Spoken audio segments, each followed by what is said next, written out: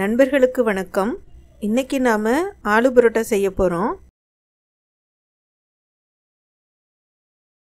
ஆலு பரோட்டா செய்யறதுக்கு முதல்ல 2 உருளைக்கிழங்கை வேக போட்டுக்கலாம். உருளைக்கிழங்கு வேகட்டும். அதுக்குள்ள நாம பரோட்டாவுக்கு தேவையான மாவை ரெடி பண்ணிக்கலாம். மாவு தயார் செய்யறதுக்கு நான் மைதா மாவு எடுக்கல, கோதுமை மாவு தான் எடுத்திருக்கேன். கோதுமை மாவு கூட சுவைக்கு தேவையான அளவு உப்பும் சேர்த்துக்கலாம். கொஞ்சம் கொஞ்சமாக தண்ணி சேர்த்து சப்பாத்திக்கு செய்கிற மாதிரி ரொம்ப மெல்லிசாவும் இல்லாமல் ரொம்ப கடினமாகவும் இல்லாமல் கொஞ்சம் செமி ஹார்டாக பிசைஞ்சு எடுத்துக்கலாம். ஏன்னா நம்ம உருளைக்கிழங்கு உள்ளே வைக்கும்போது நம்ம வச்ச ஸ்டஃப்பு வெளியில் வராமல் இருக்கணும். அந்தளவுக்கு கொஞ்சம் ஹார்டாக பிசைஞ்சு வச்சுக்கலாம். கிழங்கு நல்லா வெந்து ஆறியதும் அந்த தோலை எடுத்துட்டு கேரட் துருவி இருக்குல்ல, அதில் துருவி எடுத்துக்கலாம். இல்லைன்னா கையால் கூட நம்ம உடைச்சி எடுத்துக்கலாம்.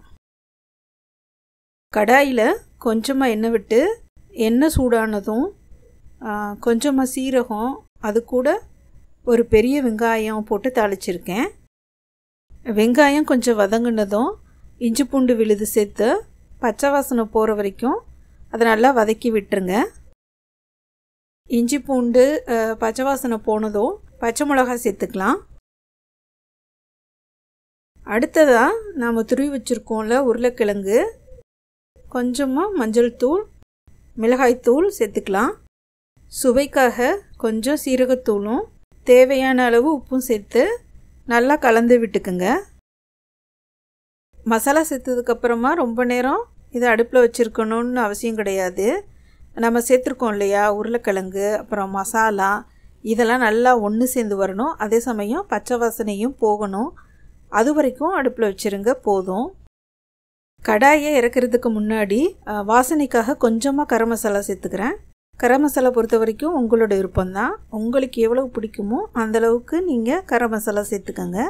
சேர்த்துட்டு நல்லா கலந்து விட்டுட்டு இறக்கிக்கோங்க. கடைசியாக கொஞ்சமாக கொத்தமல்லி சேர்த்துக்கோங்க.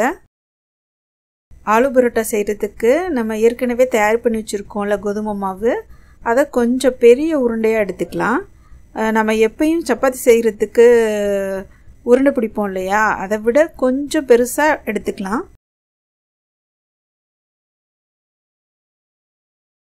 உருளைக்கிழங்கு மசாலா நல்லா ஆறுனதும் அதை கோதுமை மாவில் வச்சு ஸ்டஃப் பண்ணி திரட்டி எடுத்துக்கோங்க.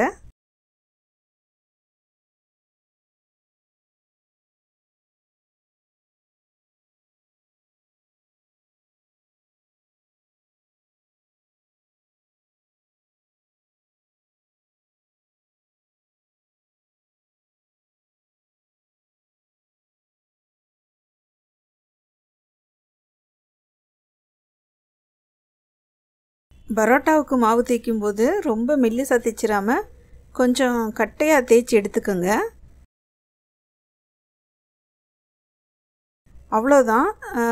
மாவு தேய்ச்சி எடுத்ததுக்கப்புறமா தோசைக்கல் இல்லைன்னா பேனில் போட்டு எடுத்துடலாம்.